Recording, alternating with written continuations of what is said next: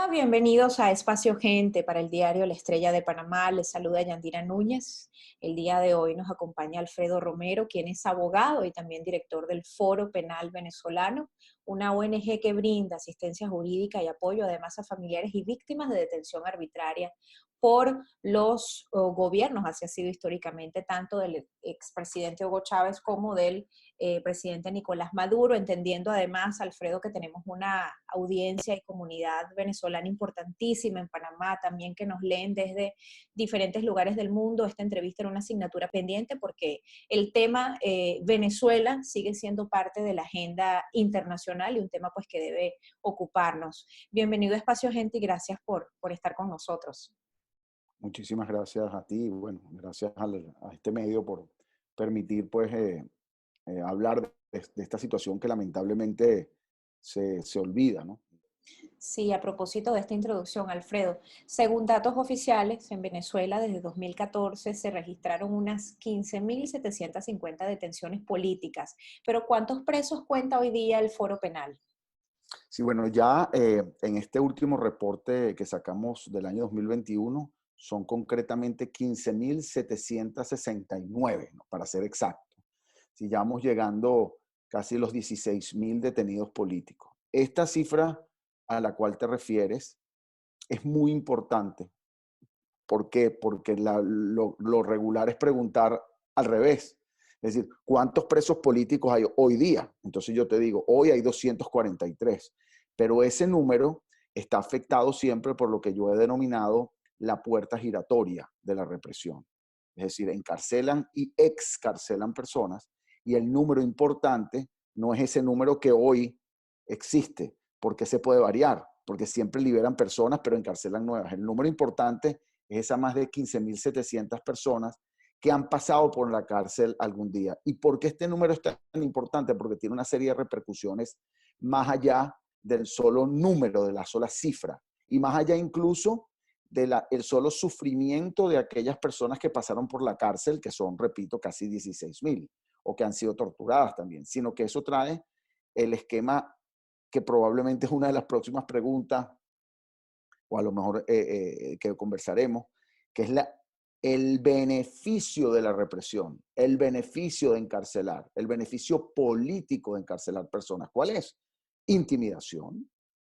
Han logrado detener protestas, han logrado que muchas de las personas con la voluntad de protestar, con la voluntad que no permiten o que no aceptan la represión o la situación política en el país o económica, se hayan tenido que ir del país. Ya estamos hablando de más de 6 millones de personas, incluyendo los que han ido por Panamá bueno, y en muchos países de Latinoamérica, sobre todo Colombia y España, Estados Unidos, Chile, bueno, todos los países del mundo, y Venezuela se haya convertido el día de hoy en el país o los nacionales con mayor inmigración o de mayor cantidad en diferentes países. Y eso es importante hablando sobre todo contigo en Panamá, porque yo sé que es difícil entender a veces cómo llegan unos extranjeros a un país en particular. Y bueno, y eso a veces incomoda a países, pero lo que hay que entender es el por qué. A veces cuando tú ves a un inmigrante, a un venezolano a la cara, a veces tienes que entender lo que todo ese venezolano trae consigo. Y precisamente la represión es una de las causas esenciales para que esos venezolanos se hayan tenido que ir. Ahora, parte de todo este proceso y este drama tiene que ver precisamente con eh, las garantías del debido proceso en Venezuela y me gustaría que tú como abogado nos ilustraras un poco de una manera más sencilla y más cercana a los lectores y a la audiencia si se cumple de alguna manera el debido proceso en Venezuela. En Venezuela es técnico, es decir, es casi que, digámoslo así, que una conversación perdida, ¿no? Vamos a llamarlo de alguna forma. Porque es que no se trata, si me preguntas, ¿hay garantía del debido proceso? No las hay. Pero es que más allá que eso, es peor que eso, porque seguramente en Panamá yo he hablado con muchas personas, bueno, digo en Panamá, en Latinoamérica, en los Estados Unidos, yo he hablado con muchas personas de diferentes países y te dicen, bueno, pero es que aquí tampoco hay debido proceso. Aquí los tribunales tampoco funcionan. No, no, pero es que no se trata de eso. Se trata de que el sistema de justicia es utilizado como arma de persecución política y como fachada para presentar ante el mundo que no se trata de persecución política o con fines estrictamente políticos hacia un individuo, sino que el sistema de justicia funciona precisamente para ser fachada y no tener que decir que estoy encarcelando a alguien con fin político, sino que fue el juez. Pero la jueza o el juez son personas nombradas a dedo y sacadas a dedo cuando no se portan bien, sacadas, digamos, sin ningún tipo de procedimiento, quiero decir, y, y tienen su función de perseguir. Y eso lamentablemente lo hemos dicho no solo nosotros, desde hace mucho tiempo, y yo como abogado, recuerda que el Foro Penal es una organización que lleva trabajando desde el año 2002 básicamente, bueno, ya somos más de 5.000 activistas y una gran cantidad de abogados y estamos en los diferentes tribunales del país. No solo lo hemos dicho nosotros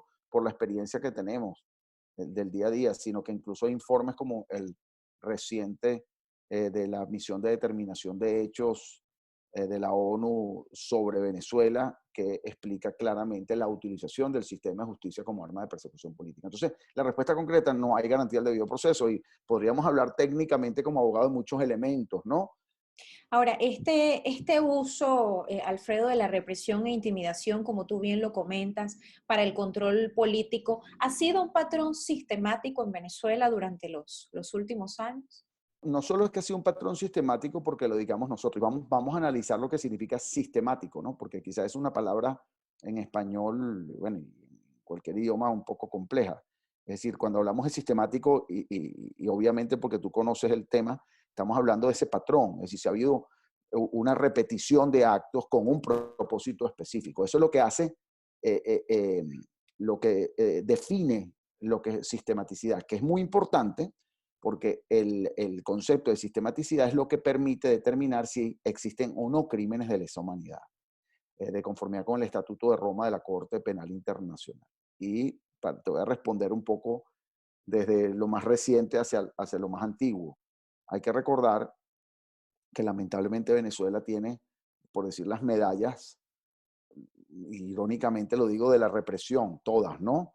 Tiene una misión de determinación de hechos para Venezuela de la ONU para estudiar la violación a los derechos humanos y recientemente, además de otra, bueno, tiene una oficina de la ONU, unos representantes de la Alta Comisionada de Derechos Humanos en Venezuela y tiene recientemente y lamentablemente una investigación abierta ante la Corte Penal Internacional. Precisamente, entonces la respuesta concreta es, ¿han sido sistemáticos? Bueno, ya eso se lo determinó no solo, no es que lo diga yo, porque lo conozco, sino que ya lo determinó incluso la Fiscalía de la Corte Penal Internacional. No recientemente cuando abrieron la investigación, lo determinó en diciembre del año 2020, cuando se pasa a la fase 3 y hoy día recientemente lo que se determinó cuando se abre la investigación no es que hay sistematicidad o crímenes de lesa humanidad, que ya se determinó previamente, sino que además no hay investigaciones suficientes o adecuadas que permitan resolver por la justicia venezolana lo que es ese patrón sistemático de violación a los derechos humanos que han venido ocurriendo. ¿Cuáles son a la fecha las condiciones de reclusión de los presos políticos en Venezuela?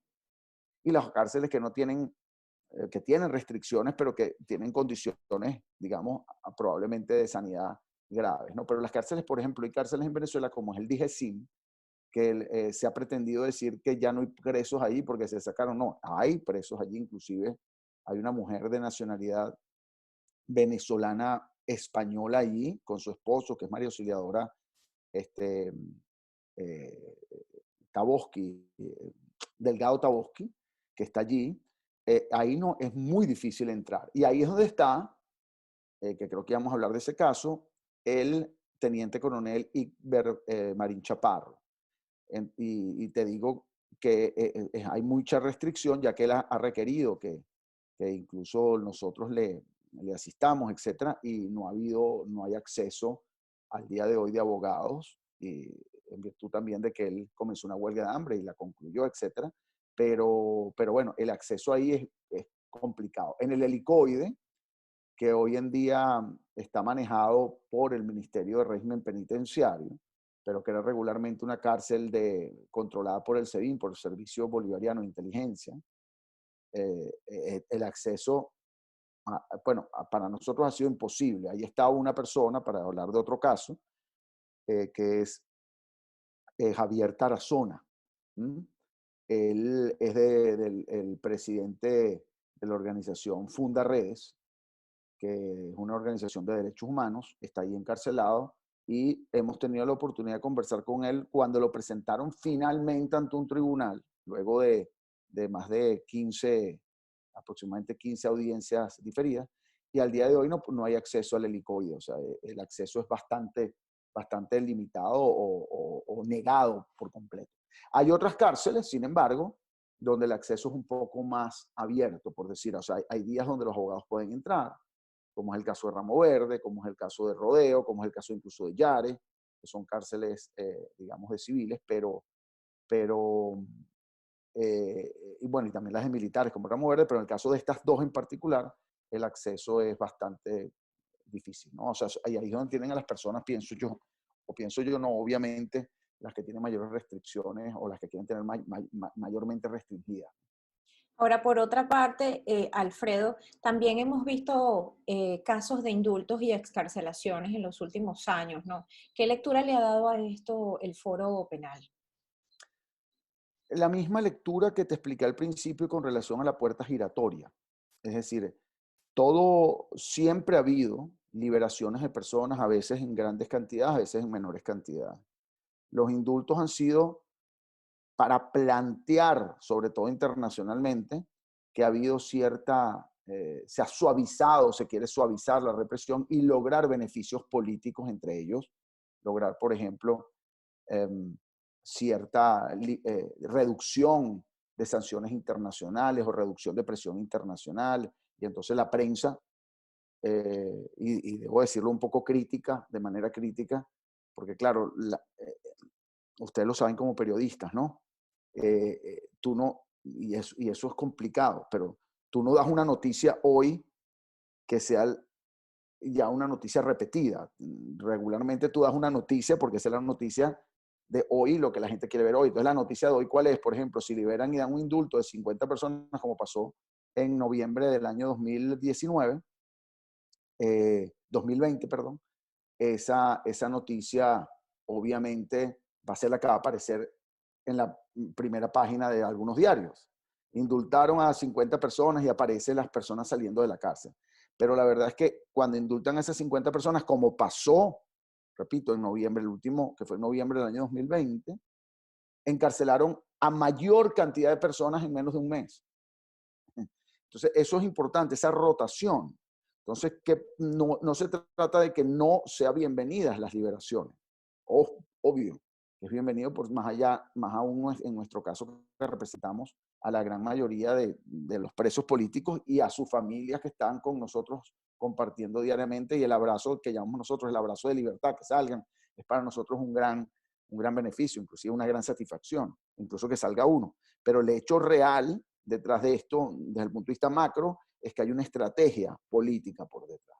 Y debo decir, estrategia política que incluso, lamentablemente, no la usan solo el gobierno represor, sino incluso muchos factores políticos, debo decirlo, de oposición, caen en ese juego y esas negociaciones, y entonces usan a los presos políticos para justificar que esa negociación que se está llevando a cabo con fines estrictamente políticos, a veces hasta muy exclusivos, o muy limitados, digamos, obtener respaldo y justificar esas negociaciones, ¿no? ¿Qué sectores están hoy representados en el mapa de los presos políticos en Venezuela? ¿Son empresarios, son militares, son estudiantes, son políticos?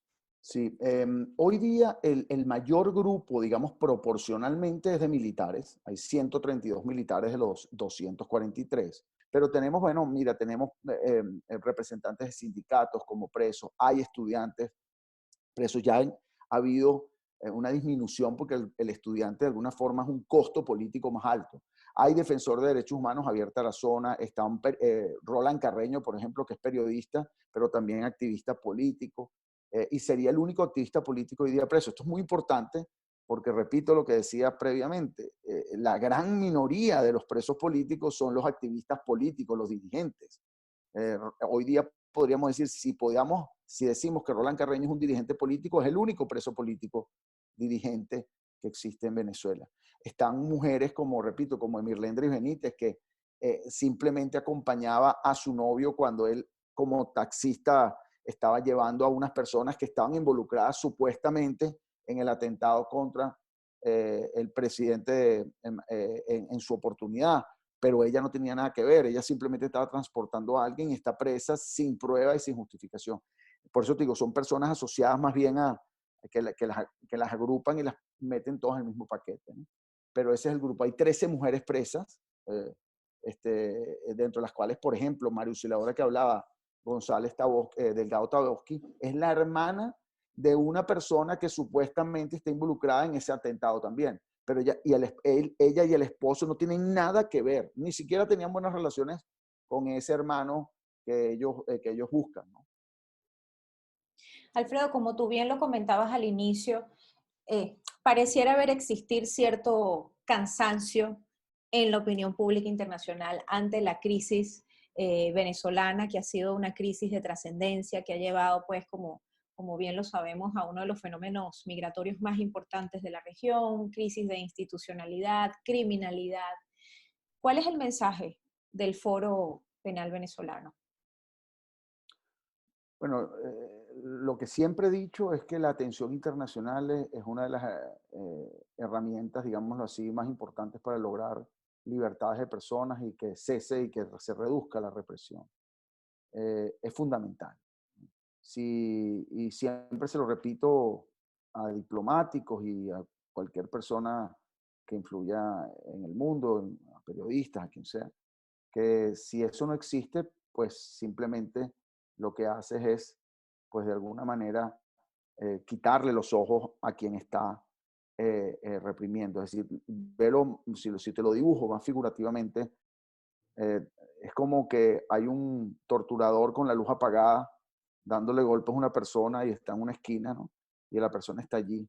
Bueno, imagínate que nadie se enteró, o sea, que usted que me está viendo fuese una persona que está torturada en una esquina, encerrada, si nadie sabe el nombre de la persona, si nadie lo ve, si nadie reclama por esa persona puede estar ahí toda la vida torturado. Eh, Imagínate si, y por eso es tan importante la atención internacional, la atención de la gente. Es decir, si no se sabe lo que está ocurriendo dentro de un país, dentro de un, de un, de las instalaciones de un país, y no hay nadie que lo observe, pues simplemente ese país y quienes están cometiendo esas violaciones a los derechos humanos no tienen ningún tipo de límite o de justificación de por qué no continuar reprimiendo, golpeando o actuando de esa forma cuando le funciona incluso de manera efectiva. Alfredo Romero, abogado y director del Foro Penal Venezolano. Gracias, Alfredo, por habernos acompañado hoy en Espacio Gente para el diario La Estrella de Panamá. Muchísimas gracias a ti, siempre, siempre a la orden. Gracias.